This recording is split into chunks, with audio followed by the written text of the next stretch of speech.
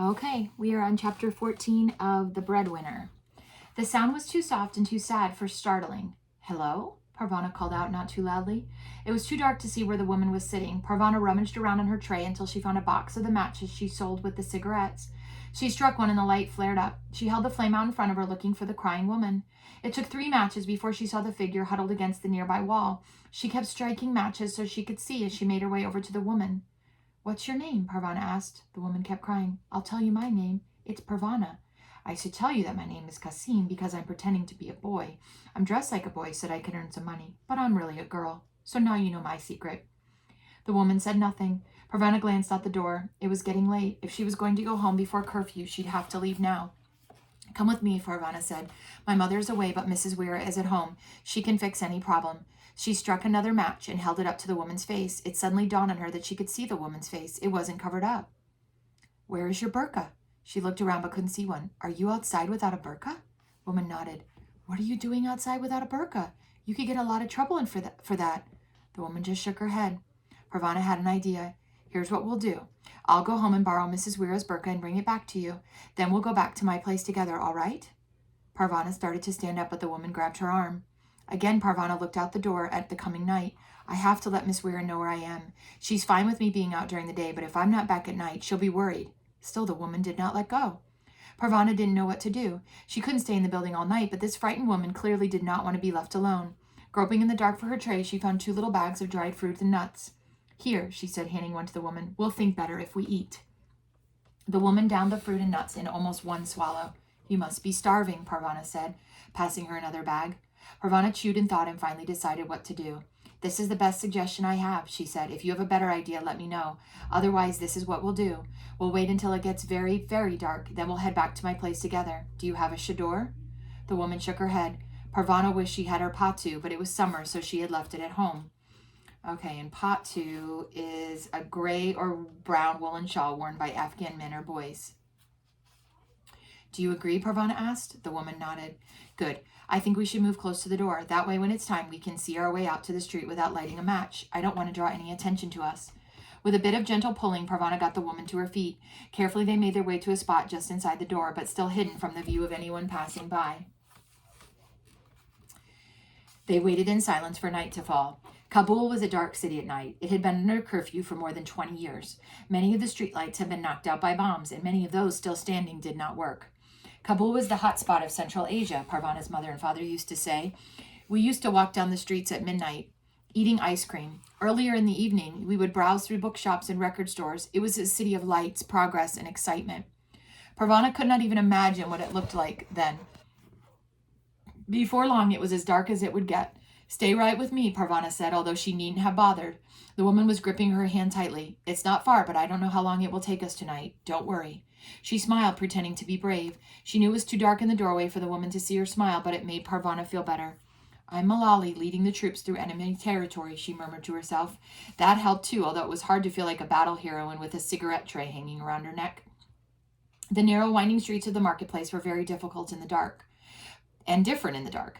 Parvana could hear their footsteps echo along the narrow corridors. She was about to tell the woman to walk more softly, that the Taliban had made it a crime for women to make noise when they walked, but she changed her mind.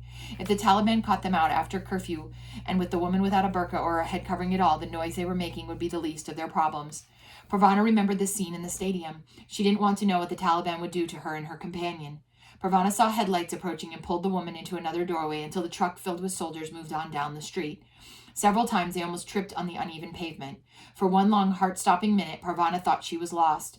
Finally, she got her bearings, and they kept moving. When they got to Parvana's street, she started to run, and she pulled the woman along with her. She was so scared by this point, she thought if they didn't get home right away, she would collapse. You're back! Mrs. Weir was so relieved she hugged both Parvana and the woman before she realized what she was doing. You've brought someone with you. You're very welcome here, my dear. She took a critical look at the woman. Parvana, you didn't bring her through the streets like that, with no burqa?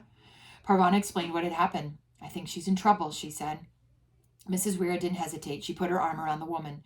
We'll get the details later. There's warm water for you to wash in and hot food for supper. You don't look much older than Parvana. Parvana took a good look at her companion. She hadn't seen the woman in the light before. She looked a bit younger than Noria. Fetch me some clean clothes, Mrs. Weir told Parvana. Parvana took a shawl or a camise of mother's out of the cupboard, and Mrs. Weir took the young woman into the washroom and closed the door. Parvana restocked her tray for the next day and then spread the meal cloth out on the floor.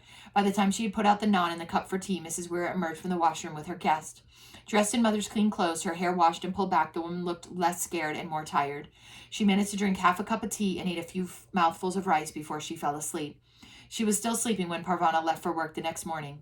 "Fetch me some water, please, dear," Mrs. Weir asked before Parvana went off to the market. "That poor girl's clothes need washing." Finally, that night, after eating supper, the girl was able to talk. "My name is Homa," she said. "I escaped from Mazar-e-Sharif just after Taliban captured the city." "The Taliban has captured Mazar?" Pazar exclaimed. "That can't be. My mother's there. My brother and sisters are there." "The Taliban is in Mazar," Homa repeated. "They went from house to house looking for enemies.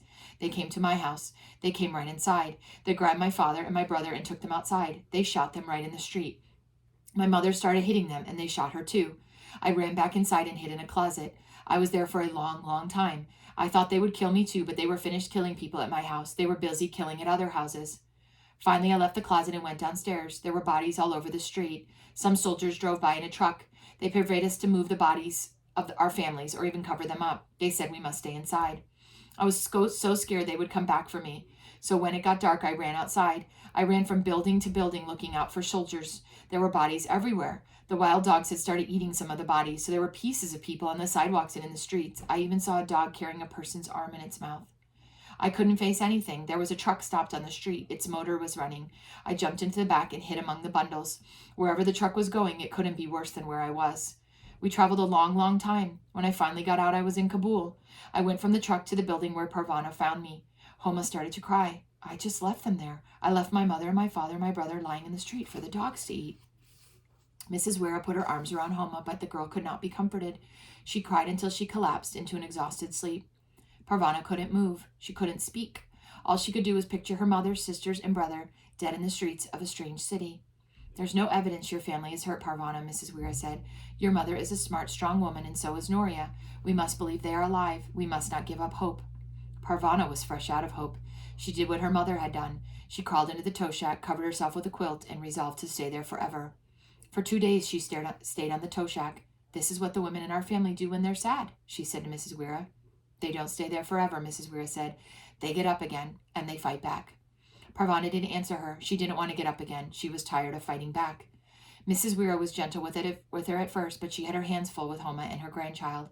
Late in the afternoon on the second day, Shazia showed up at Parvana's door. "I'm very glad to see you," Mrs. Wera said, nodding toward Parvana. They went on to the landing to speak for a moment, out of Parvana's earshot. Then they came back in. After fetching a couple of buckets of water, Shazia sat down on the tow shack beside Parvana. She talked about ordinary things for a while, how her sales had been, people she'd seen in the market, conversations she'd had with some of the tea boys and other working boys, and finally she said, "I don't like working alone. The marketplace isn't the same when you're not there. Won't you come back?" Put to her like that, Parvana knew she could not refuse. She known all along that she would have to get up. She wasn't really about to stay on that tow shack until she died. Part of her wanted to slip away from everything, but another part wanted to get up and stay alive and continue to be Shazia's friend. With a little prodding from Shazia, that was the part that won.